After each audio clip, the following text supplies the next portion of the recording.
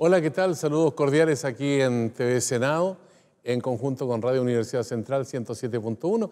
Vamos a conversar con el presidente de la Cámara Alta, la segunda autoridad de la República de Chile. ¿Cómo está, senador? Muy bien, don Sergio, aquí estamos. ¿Siente el peso de esa responsabilidad tan importante? Siento una responsabilidad fuerte, pero también siento desafíos fuertes. O sea, se pueden hacer cosas importantes. Ahora, entre los desafíos más importantes, donde un gobierno ha cambiado de signo, antes estaba la nueva mayoría en el poder, ahora está la derecha gobernando en Chile. Bueno, hay una dispersión en el Parlamento, especialmente en la Cámara Baja, y ya no hay mayorías que puedan ser aseguradas, digamos, en un momento determinado, con claridad. Ha habido discusión, debate en estos primeros días, digamos, del funcionamiento del nuevo Congreso, y se ve que la situación no va a ser tan fácil como supuestamente iba a ser antes, que tampoco fue fácil. ¿Lo ve así usted o no? Yo creo que estamos en otro momento, porque aquí no es solo que haya ganado un gobierno de derecha, es también un fin de un ciclo del tipo de forma de entenderse de la centroizquierda. O sea, aquí se cierra un ciclo y hay que reconstruir los términos, los contenidos, la propuesta programática y cada partido está en este momento en un momento de reflexión, cada partido por su cuenta y en la forma de entenderse entre ellos. Y yo creo que si uno mira así en un periodo largo, lo que estamos viviendo hoy día se notó más en la elección de Lagos con Lavín cuando hubo un empate, ¿no es cierto? Ahí ya se notó y hubo una situación en los sectores populares, los sectores más bajos de ingresos muy fuerte. Bueno, yo creo que ahora estamos viendo un momento de replanteamiento. Esto es más parecido a lo que hubo antes del 90 que a otro momento. O sea, que hay que reconstruir proyectos, hay que reconstruir formas de relacionarse con la sociedad, formas de estar en el debate de los grandes valores y la gran visión. Y a mí me toca un año, el primer año, en una tarea que creo que va a durar bastante más tiempo. Yo creo que la centroizquierda no puede pretender en un mes o 2 meses resolver los problemas. Esto es una cosa bastante más de fondo. El problema es que mientras tanto hay que hacer cosas positivas, como por ejemplo hubo un acuerdo en las mesas, frente a ciertos temas y ciertas leyes va a haber acuerdo. O sea, yo creo que hay que tener la visión de que esto es gradual, es un proceso que se va construyendo. Ahora hay un fenómeno que se ha experimentado en la sociedad chilena hace bastante rato, del desprestigio de la política y de los actores en el mundo político, por algunos capítulos que no son generalizados, pero son focos bien importantes, donde el dinero y la política han estado conversando a espaldas de la ciudadanía, además. Usted habló en el discurso que hizo frente a la Cámara Alta de la imagen del Senado de la República, que tiene una tremenda responsabilidad en la conducción de los destinos del país, porque el cuerpo legislativo donde hay más experiencia, donde son menos los senadores, pero tienen también una voz política más potente que en la Cámara de Diputados. ¿De qué manera comunicacionalmente debería instalarse el Senado como actor dentro de la institucionalidad? Como usted bien sabe, lo comunicacional está muy ligado a lo que es lo sustantivo, lo real, cómo son las cosas. Y yo creo que hay para nosotros aportar a superar esta crisis de la política que tiene una situación más global, es mundial y que tiene especificidades nuestras. Creo que es muy importante lo que usted señalaba, o sea, que el debate nuestro mejore, tener mejor debate político, cultural, valórico. No puramente técnico en función de la ley, esto en algunos temas, los grandes temas, no en todos los temas. Y para eso tenemos una tremenda biblioteca que apoya todo esto, tenemos que ponerla mucho más en línea con el apoyo al trabajo de las comisiones, al trabajo de los parlamentarios y también el vínculo con las universidades. Nosotros tenemos que reconstruir nuestro vínculo con la universidad de tal manera que todas las investigaciones, todas las reflexiones de punta, todo está influyendo en el proceso, además de influir la relación con la ciudadanía. Bueno, yo creo que es muy importante que nosotros juguemos un papel en el debate nacional más claro, más definido y más potente. Esto es un proceso, no es de un año, no es de un rato, pero hay que empezarlo. Ahora, cuando usted habla de las universidades, uno piensa inmediatamente que ahí está la masa crítica, incluso el Senado de la República ha impulsado el Congreso del Futuro, donde se han discutido los avances de la ciencia, los desarrollos, las tecnologías, la innovación como un fenómeno muy inherente, digamos, al desarrollo de una sociedad. Pero esto es como una golondrina que ocurre en el verano. pero usted ve que habría que afianzar más esa instancia en la relación con la sociedad a partir de las universidades que están colaborando también en este Congreso del Futuro que ya va en la versión sexta o séptima ya, ¿no? Más todavía. Bueno, pero el Congreso Futuro es parte del Congreso, ¿no? Es una muy buena idea que ha tenido su desarrollo y tenemos que ligarlo, y que no sea solo en el verano, como usted dice. Nosotros quisiéramos convertir este centro en un gran centro cultural de formación ciudadana, que aquí haya permanentemente talleres y cursos, producto que lo que nosotros ofrecemos, lo que nos solicitan. Vamos a partir probablemente con los profesores que tienen que hacer formación, educación cívica, y va a haber varios cursos que ellos pueden acceder, se pueden inscribir y pueden a partir de eso conocer las leyes. Hemos hablado con los evangélicos, está muy crítico del aborto por 3 causales y desconocen la ley. Entonces, que haya una posibilidad que en fin, empezar una cosa mucho más proactiva. O sea, el tema del desconocimiento de las instituciones, de la distancia con las instituciones, es también un desafío del Congreso. No es una cuestión que ocurre fuera de nosotros. Nosotros tenemos una responsabilidad sobre eso, sobre todo desde este lugar que es tan importante en la democracia. Ahora, cuando usted habla de los contenidos que hay en el Congreso acá, la biblioteca del Congreso Nacional es quizás una de las bibliotecas más importantes junto con la Biblioteca Nacional, y ahí hay una cantidad impresionante de datos, antecedentes, que son poco recurridos, digamos, por la sociedad, ¿no? Hay bastante solicitud y acceso. Pero la Biblioteca Nacional y la Biblioteca del Congreso tienen una diferencia fundamental. La Biblioteca del Congreso, además de tener mucha información acumulada a disposición del país y de la ciudadanía, tiene que producir conocimiento, no es solo guardar información, tiene que producir conocimiento por trabajo legislativo. Entonces, ahí hay una discusión que viene hace tiempo, se ha avanzado bastante, en que ya hay más equipo trabajando y está más ordenado en función de ciertos temas, y estamos viendo cómo profundizar ese aporte de la biblioteca al proceso legislativo. Hay temas como, por ejemplo, el Estado, regulación y todo, que están discutiéndose hoy día en todo el mundo, igual. Nosotros tenemos que estar vinculados al debate que hay en todos los países, tener un trabajo de investigación más a fondo, vincularnos con la universidad en ese tema y saber cuáles son los reales dilemas. Nosotros necesitamos fortalecer el Estado, reformar el Estado en Chile. Necesitamos definir primero un concepto de Estado, qué es lo que es el Estado, para qué es lo que es el Estado. El otro día uno de los nuevos ministros parte diciendo que la política es mala, pero hay que hacerla menos mala, en una entrevista. O sea, un ministro que diga una cosa así bien complejo, que no entiende el rol de lo público, el rol del Estado. Bueno, eso es parte de los cambios que tenemos que iniciar. Hay una situación que se ha dado en el tiempo de cierto desprestigio de la clase política y de los parlamentarios. Pero yo muchas veces he argumentado así en privado, digo, oye, los senadores, por ejemplo, forman parte de 4, algunos hasta de 5 comisiones. Ahora yo creo que van a estar un poquito más aliviados, pero al mismo tiempo tienen que participar en las sesiones de sala. Además tienen que concurrir a regiones y atender las consultas de la gente, interactuar con la sociedad. ¿Por qué no nos explica un poco más en qué consiste el trabajo de un senador de la República?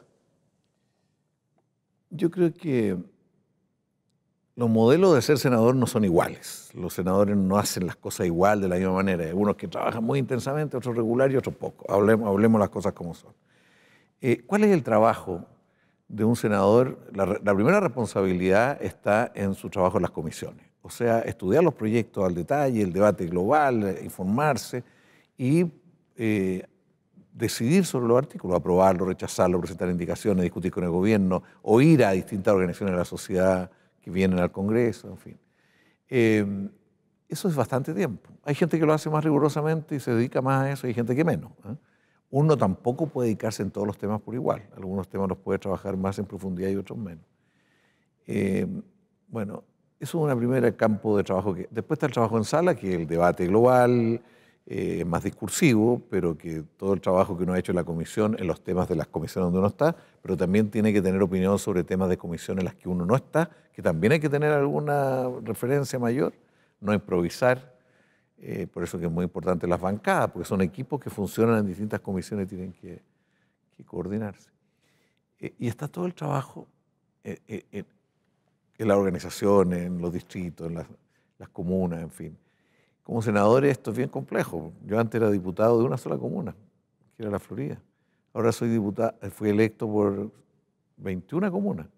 Yo en la Florida estaba en todo permanentemente. Ahora no puedo estar ni ahí ni en el conjunto de las 21 comunas. Estoy en ciertos hitos, ciertas cosas y tomamos alguna iniciativa. Anoche, por ejemplo, tuvimos aquí ayer en la tarde, en esta misma sala, una reflexión sobre la situación actual, con Manuel Antonio Garretón, y vinieron dirigentes, concejales distintos de varias comunidades. Tengo que buscar formas de dialogar y de estar vinculado y oír lo que piensan las personas, las ideas que tienen, en fin, de una manera bastante más compleja que como diputado.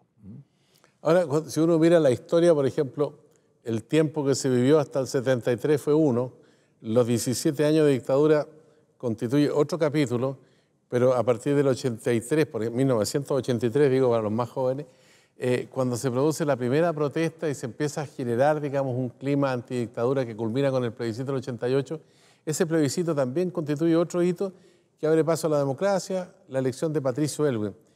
Ese proceso, ¿qué momento ha tenido el instante más difícil, digamos, a su juicio? En ese tiempo, dice usted. Claro, de lo que va del 73 para acá, digamos. Es difícil pregunta, porque yo creo que en los primeros años de democracia hubo amenaza efectiva, y eso fue un momento tremendamente difícil. Ejercicio de enlace, boinazo.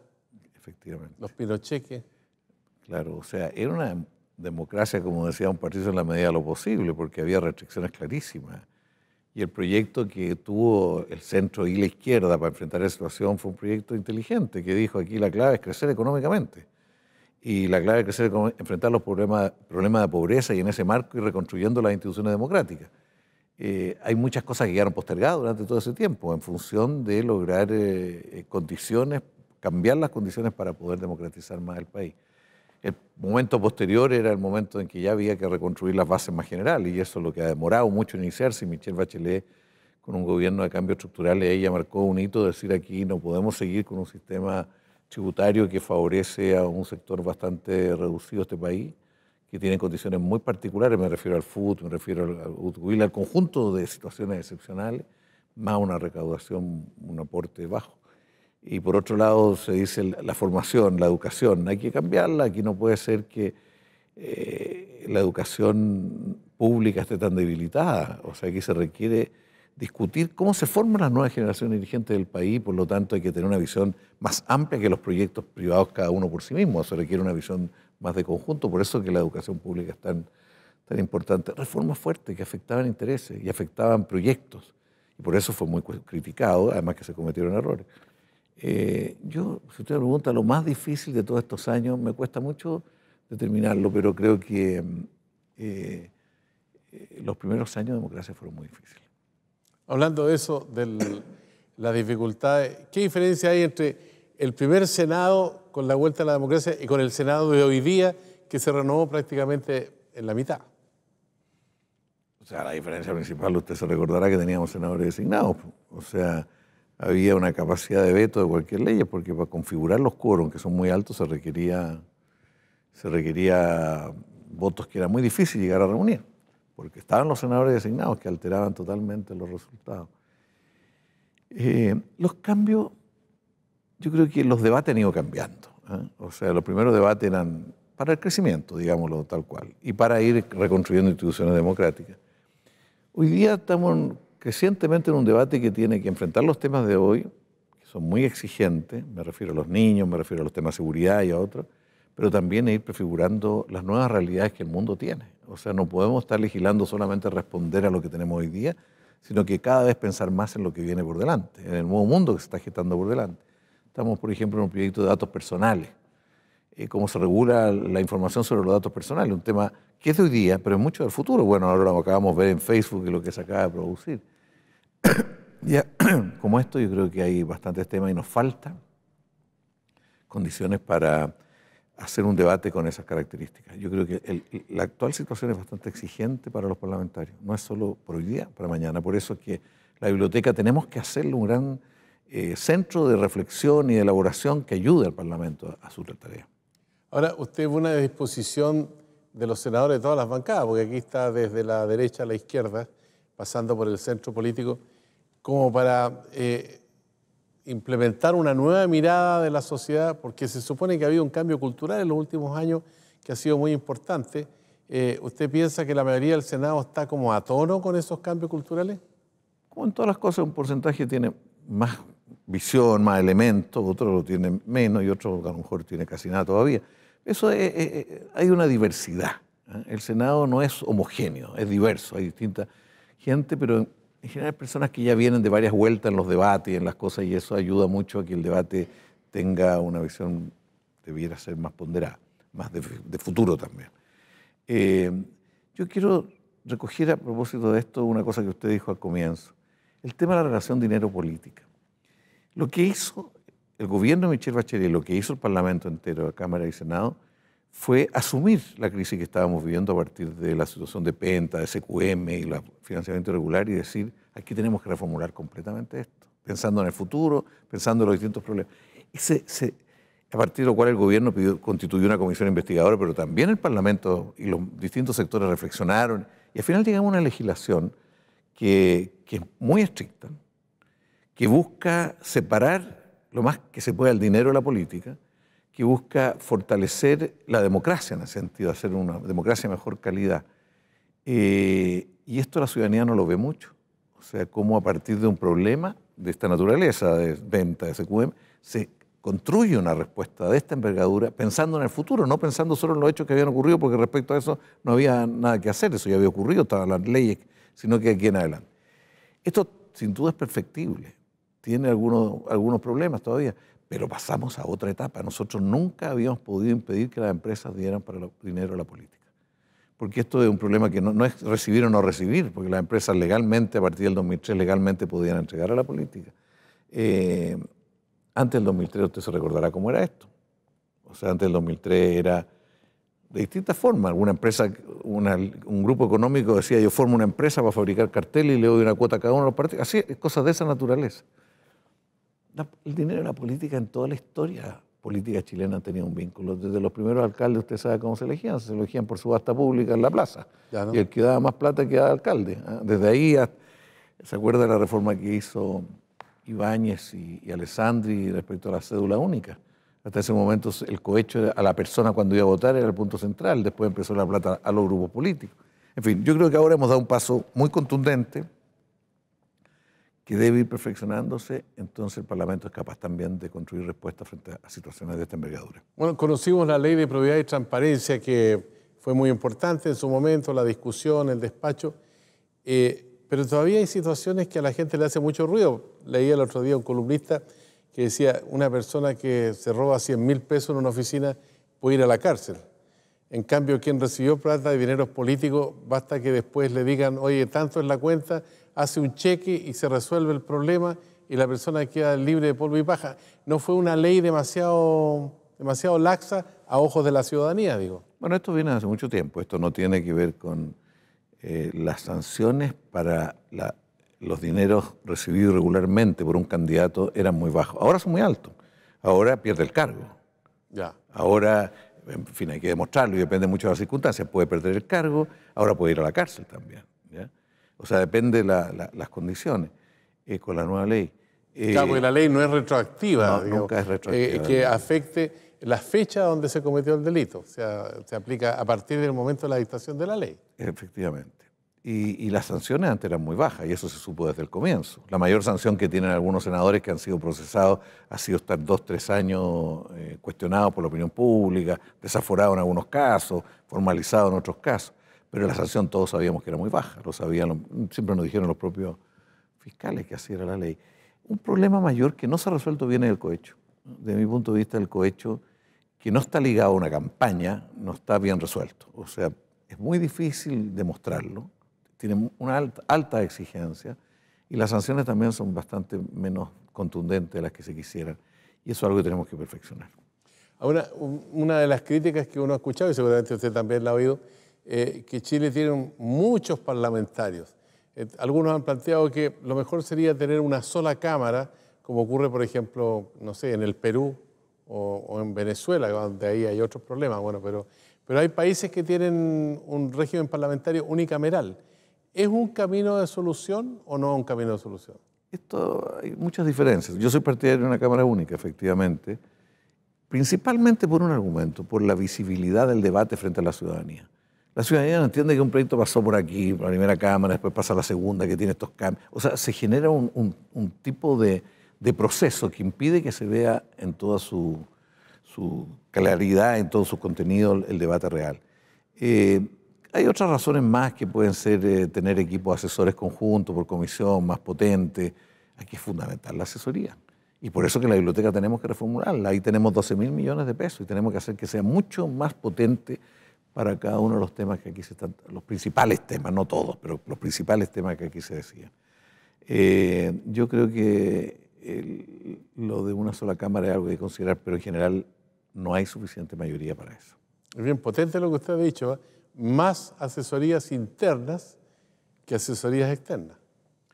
O sea, efectivamente, sí. ¿Qué significa asesoría interna y asesoría externa? La asesoría institucional es una asesoría que debiera ser menos vinculada a un enfoque político determinado, sino que dar todos los antecedentes, los pros, los contras, las distintas corrientes de pensamiento, como lo ven, etcétera, más objetiva, más en ese sentido. Y la asesoría, que se llama externa, es una asesoría más política, directamente, que tiene que ver con el quehacer directo del parlamentario. En general, en los parlamentos hay las dos asesorías.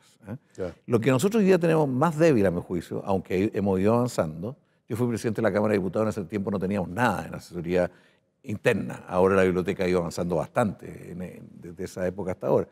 El problema es que tenemos que potenciarlo mucho, mucho más y anticiparnos temas. O sea, nosotros tenemos que tener temas de estudio más allá de las leyes en cada momento, sino que hay derechos sociales, Estado, hay ciertos temas, matriz productiva, que tienen que ir acumulándose antecedentes, debate en otros países, en fin, y ver cómo en el momento que nosotros empezamos a legislar hay suficiente solidez como para poder responder. Estamos conversando con el presidente del Senado, Carlos Montes, militante socialista, representante en la Cámara Alta de la región metropolitana Oriente, a través del canal del Senado para todo el país y el 107.1 de Radio Universidad Central. Hacemos una pausa porque vamos a hablar luego de las perspectivas de futuro, de la coalición política de la que forma parte el senador Montes, cómo ve el panorama mirando hacia el horizonte. Espérenos, regresamos en un momento.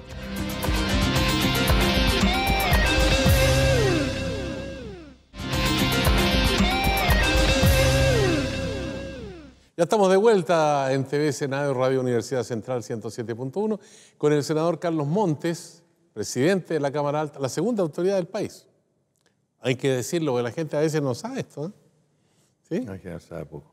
Además, ¿qué significa? Porque ser la segunda es una cuestión protocolar, salvo que haya una crisis, ¿no es cierto? Lo único que es protocolar en el orden, pero en términos de roles, como segunda autoridad solamente en momentos de crisis mayor. Hablando de crisis, ¿dónde se pueden producir los mayores problemas? En la legislación que el gobierno va a enviar al Congreso y con aquellas normas que ya se hicieron leyes y que el gobierno del presidente Sebastián Piñera arrisca la nariz con respecto a algunas que están vigentes. Por ejemplo, la reforma tributaria que se hizo para recaudar 8.500 millones de dólares con el propósito de financiar proyectos educacionales, en fin, y de otras reformas que se hicieron también. Por ejemplo, el aborto en 3 causales, que dice que no van a modificar nada, pero especialmente en la UDI no lo ven con buenos ojos. En fin, ¿cuáles van a ser a su juicio las dificultades mayores que se van a presentar en el futuro si usted hace una proyección? Mire, yo quiero partir de la realidad, más que de mi hipótesis, mi especulación. Y la realidad es que hoy día hay un gobierno que se instala y parte diciendo, mire, yo quiero proponer 5 temas de acuerdo nacional y 12 leyes, o después agregar otras, prioritarias ahora. Bueno, y quiero conversar sobre eso y recoger opiniones. Eso es una disposición positiva. ¿Qué ha dicho toda la oposición de una u otra manera? Está bien, conversemos sobre eso, dialoguemos sobre eso. Pero primero díganos de qué consiste, qué están proponiendo en cada uno de los temas. Y asuman de que tenemos diversidad y por lo tanto tengamos un espacio real de diálogo. No sea solo que nosotros tenemos que pronunciarnos frente a lo que dice el gobierno. Y está bien, la oposición ha contestado al nivel de lo que ha planteado el gobierno en ese sentido. El problema ahora es cómo se van a desarrollar las cosas. Entonces, por eso no quiero especular. Yo creo que uno puede diferenciar que hay temas donde hay más posibilidades de generar acuerdo y hay temas que son más difíciles, más conflictivos, más diferencias, en los cuales también es necesario a veces avanzar. Los temas que yo creo que están muy cerca, o sea, cuando se habla mucho de la infancia, es si lo reducimos al tema del Sename y el Sename para los niños infractores, como lo llaman, eso está a punto de ser ley, están los recursos, está muy avanzado, le faltan pocos artículos, entonces queremos luego conocer las indicaciones del gobierno. No han llegado aún. En el tema de seguridad, es tan lo grave que es lo que estamos viviendo por la crisis de Carabineros, es tan la gravedad que lo que le hemos dicho al gobierno, avancen luego, convoquen a la gente, no hagamos mucha, esto no hay que politizarlo, hay que tener respuestas del mejor nivel posible y tenemos que producir un acuerdo en el nivel de acuerdo que se tenga, porque no podemos pasar un periodo muy largo con esta crisis. Si esto tiende a afectar va a tender a afectar el funcionamiento del país, si una crisis de una institución que siempre ha sido muy central, cuando tenemos de baja una buena parte de los generales, los coroneles, por razones distintas, uno por razones de irregularidades o delitos y otro por razón del orden de las prelaciones y de la forma que funcionan esas instituciones. Entonces, ahí hay dos temas muy urgentes. Hay otros temas donde es más difícil, porque hay más diferencias. El tema de la reforma tributaria. Si lo que hasta ahora se ha dicho, que es bajar los impuestos a las empresas que pagan el 27%, que son muy poquitas las empresas, es solo el 17% de las empresas que paga, todavía no llega al 27%, está pagando el 25,5% en este momento y va a llegar a 27% el próximo año. Entonces ellos están pagando más impuestos y van a seguir pagando más impuestos y eso algunos quieren bajarle esos impuestos. ¿Y cómo va a reemplazar esos ingresos públicos cuando hay tantas necesidades? Y después se nos plantea integrar, o sea, que los impuestos a las empresas y los impuestos a las personas se junten ahí y se meten, que se llama. Y eso tiende a la vida ha demostrado que esos son los mayores problemas para la evasión y la elusión. Entonces tenemos que ver, en general nosotros estamos de acuerdo con otra cosa, con la completa desintegración. No volver a la integración, sino que hoy día estamos semi-integrados, ir a una integración más completa. Ahí veremos cómo termina ese debate, pero hay diferencias. Además se han insinuado otras cosas como por ejemplo subir los impuestos específicos, que es muy complejo porque en general el IVA, por ejemplo, afecta principalmente a los hogares de menores ingresos, en fin, tienen bastante dificultades. Entonces, el debate con el gobierno hay que esperar que se dé en la situación, que se dé en la vida misma, de acuerdo a cómo se desplieguen. El gobierno nos anuncia que para la ley de identidad de género va a presentar prontamente, está en comisión mixta. Hay una diferencia respecto a los menores. A la edad. A la edad. Entonces el gobierno quiere presentar una propuesta de solución a esa controversia que hay entre la Cámara y el Senado. Y la comisión mixta debería quedar constituida el día 2 de abril y a partir de eso resolver. Ministerio de Ciencia y Tecnología, hay algunas diferencias que yo creo que son perfectamente posibles de resolver y eso también debería el 2 de abril constituirse y resolverse. O sea, el gobierno y la oposición, la forma de relacionarse va a depender mucho de los hechos. Si el Tribunal Constitucional golpea muy fuertemente a la Ley de Educación Superior, ese va a ser un motivo de mucha polarización, inútil, porque aquí hubo mayoría o votos acordados por ambas cámaras y por el gobierno y los partidarios de todos los sectores. Y si ahora eso se viene abajo, va a ser muy doloroso para la democracia. Usted se refería a un problema que se suscitó en Carabineros y que tiene que ver con la seguridad ciudadana, la preocupación de la gente por los portonazos, los asaltos en la vía pública, en fin, situaciones de crímenes también, y donde la policía preventivamente podría evitar situaciones de esa naturaleza. Entonces uno se pregunta, bueno, y toda esta crisis profunda que vive Carabineros, que se arrastra durante tanto tiempo, los dirigentes políticos responsables en el Ejecutivo, en el Legislativo, ¿acaso no dejaron hacer el laisser-faire, como dicen los franceses? Porque esto viene de muchos años, no es una cuestión que haya ocurrido la semana pasada. Si vamos a la historia, hubo mucha resistencia a que Carabineros dependiera del Ministerio del Interior. Hubo mucha resistencia. Después de mucho tiempo se logró eso, cuando se crea el Ministerio de Seguridad, se hace una reforma al Ministerio de Interior y Seguridad Pública. A partir de eso, efectivamente podría haberse profundizado mucho más en el conocimiento de aspectos de la institución, en reforma. Eso lleva mucho tiempo, eso hace poco tiempo. Eso de haber sido en el gobierno de Sebastián Piñera cuando termina de completarse en el gobierno anterior. No hace mucho tiempo. Respecto a la naturaleza de la crisis, nunca nos imaginamos que esto existía. Yo le voy a decir, yo no conozco a nadie que se imaginara que podía haber una situación como la que estamos viviendo hoy día. Me refiero al desfalco, pero también me refiero al tema de inteligencia. También me refiero a que se estuvieran prefabricando pruebas, como se está discutiendo hoy día en el caso del conflicto mapuche. Entonces son situaciones que rebalsaron incluso la imaginación de todo y claro, ahora uno para atrás dice, ¿por qué no se vio de otra manera? Yo a mí me tocaba todos los años recibir las propuestas de presupuesto para el año siguiente del general director, pero también del general o coronel, no sé, Flavio Echeverría, también todos los años. Y la verdad que era difícil imaginarse con los datos que se entregaban ahí. Por otro lado, la dirección de presupuesto, que es la que más datos tenía, bueno, ahí hay una cosa en investigación de que el sectorialista habría estado vinculado ahí, pero no sé. Y en relación a la Contraloría, que ahí está el problema central. ¿Por qué la Contraloría no supo lo que estaba ocurriendo? Y no supo porque había una ley de las épocas de Pinochet, que la mayor parte de nosotros desconocía, que era secreto la nómina de los policías. O sea que la Contraloría no puede saber a quién se contrata o quién se da de baja hasta el momento del debate presupuestario reciente. Entonces, como el desfalco provino de recursos que se entregaba para contratar carabineros y no se destinaban todos los recursos a eso, sino que la parte que no se usaba se acumulaba y se repartía entre algunas personas,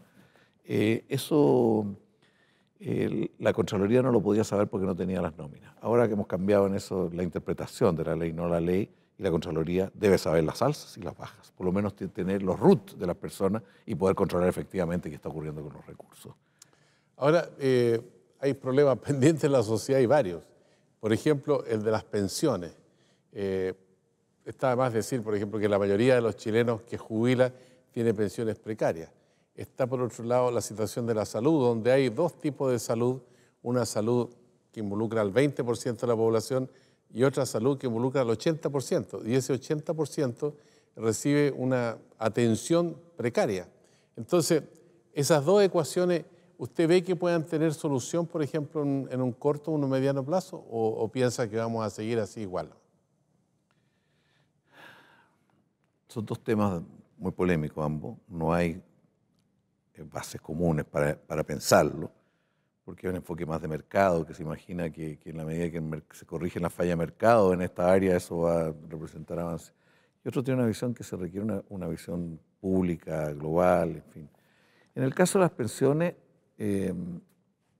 hay varias propuestas que hizo el gobierno anterior. El gobierno actual probablemente, varias de ellas las imitó el gobierno en su programa, Sebastián Piñera. ¿Cuál va a ser la propuesta que en definitiva no haga? No lo sé. Usted sabe que en el problema del debate de los fondos de pensiones hay dos debates, uno que tiene que ver con el nivel de las pensiones y otro que se hace con los recursos de las personas, de los imponentes, de todos nosotros. ¿Qué se hace con eso? ¿En qué se invierten? ¿En qué? ¿Con qué? Ambos debates hay que hacerlo. Ahora se acaba de incorporar el Fondo de Infraestructura, que es un fondo especialmente de garantía que permitiría que más recursos de la AFP con garantías pudieran destinarse a construir puertos, aeropuertos, a construir caminos, a muchos objetivos públicos también, garantizando el Fondo de Infraestructura ciertos niveles. Yo veo difícil llegar a acuerdo en esto. El país nos exige resolver los temas, en el caso de previsión, y tenemos que ver en definitiva cuál es la intención del gobierno. Para seguir desarrollando la AFP como lo central, para nosotros es muy difícil. Si no hay un fondo solidario potente, porque no hay otra posibilidad que es muy difícil. Y en el caso de salud, yo creo que con toda la inversión que se hizo en hospitales y en formación de personas, durante el gobierno de Michelle Bachelet hay bases mejores para fortalecer la salud pública. No es suficiente, pero hay bases mejores y efectivamente hay que reorganizar muchos sectores para poder mejorar la provisión de servicios. Se está destinando muchos recursos a comprar en los privados, que cuando no hay posibilidad de producir servicios o prestaciones públicas, no se compran, pero sale carísimo, entonces hay que producirlas públicamente y eso es un proceso que ha sido más lento de lo que hubiéramos querido.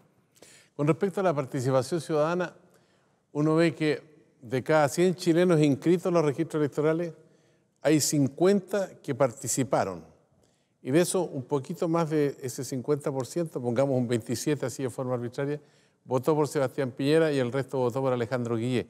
O sea, el presidente de la República fue elegido por un voto cada 4 votos. Entonces, la representatividad ¿tiene un signo de interrogación en su juicio o piensa que es igual de representativo e igual de legítimo? O sea, los chilenos tienen la posibilidad de participar, hoy día es voluntario, y los que participaron y decidieron eso yo creo que tiene plena legitimidad. O sea, no ¿Debería cuesta ser obligatorio el voto? Yo creo que vamos a tener que evolucionar dado nuestra cultura, porque en otros países no es obligatorio, igual la gente siente la obligación moral, cívica de hacerlo. Aquí se generó un clima que queda lo mismo. Está bajando en otros países también. Mire, yo creo que tenemos un problema en que la distancia entre la élite y la ciudadanía, entre la política y la ciudadanía.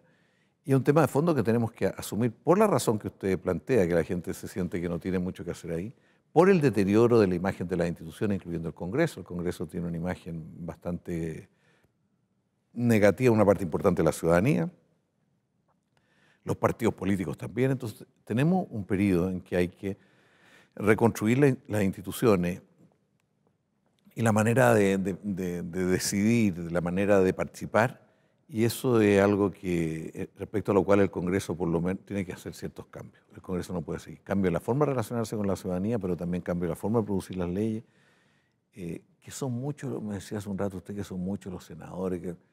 Yo creo que a nivel de concejales debieran ser mucho más, por ejemplo.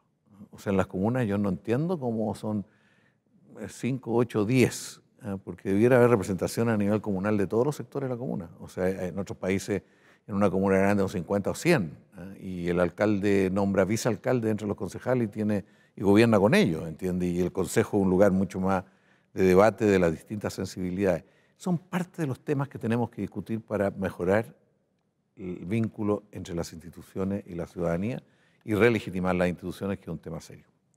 Usted insinúa que el poder municipal es casi unipersonal, que el alcalde tiene preeminencia, porque se ha criticado, por ejemplo, que Chile tiene un régimen demasiado presidencialista y quería tener una mixtura con un régimen semipresidencial o semiparlamentario que sería mejor para el ejercicio de la democracia. ¿Cómo lo ve usted? No, yo creo que el modelo municipal tan centrado en el alcalde es un problema, y además un municipio que más bien el que aplica políticas sociales, más que genera políticas, más que impulsar desarrollo, que no tiene instrumentos para crear empresas municipales como tienen todos los municipios modernos en el mundo, que no tiene claridad en generar ingresos. Hay la necesidad de yo estoy convencido que hay que hacer una reforma municipal. Y creo que esta idea de esta que ya se aprobó por ley, de elegir a los gobernadores regionales, va a obligar a que haya cambio en los municipios, va a obligar a que haya cambio. Los municipios no pueden seguir siendo un lugar donde una persona tiene demasiado poder de decisión, no tiene los contrapesos en la comuna en un consejo más representativo. Sí, yo entiendo que tiene que haber una persona con capacidad de ejecutar, pero la decisión debe ser realmente más dialogada. Ahí son distintos temas que hay opiniones diversas. Aquí hay mucha gente que creía que el municipio era como una empresa. Se imaginó el municipio como una empresa y el alcalde como un gerente. Y eso no es el municipio en la historia de la humanidad, ni es lo que se requiere en las comunas para que la gente se sienta parte de las instituciones. Usted me hace esa pregunta. Terminamos hablando del municipio, pero yo estoy convencido de que influye mucho la relación de los ciudadanos con el municipio en la percepción que tiene del conjunto de la institucionalidad del país. En la comuna hay gente que necesita mucho al municipio y recurre mucho a él. Y por mucho que tenga todas las broncas, necesita ciertas cosas. Entonces, y otra gente que no lo necesita en absoluto, y que no cuenta con el municipio. Hay distintas realidades en las comunas. Y una institución que debería ser modificada para que fuera quizá la primera experiencia institucional o la experiencia más cercana de los ciudadanos para sentirse parte de una misma sociedad. Yo quisiera al final preguntarle acerca del rol de los partidos políticos, porque hoy día tenemos una especie de atomización. El Frente Amplio son 14 grupos que forman parte de esa coalición. En la nueva mayoría de lo que va quedando son 6 partidos más una democracia cristiana que tiene reticencia de estar ahí porque está el Partido Comunista. Y en la derecha ocurre un fenómeno parecido también. Entonces, ¿cómo ve usted la conformación de la oposición que tenga cierta coherencia y cierta representación también, porque tuvo una votación importante, tiene representación parlamentaria y no se le ve con proyecto en este momento? Bueno, lo último que usted señala es lo nuevo. O sea, hasta ahora siempre había habido una coalición. Nunca habíamos estado desde la democracia, desde que se reinicia la democracia hasta ahora, sin coalición. Hoy ya estamos sin coalición. Y eso significa que tenemos problemas de proyecto común, objetivos comunes.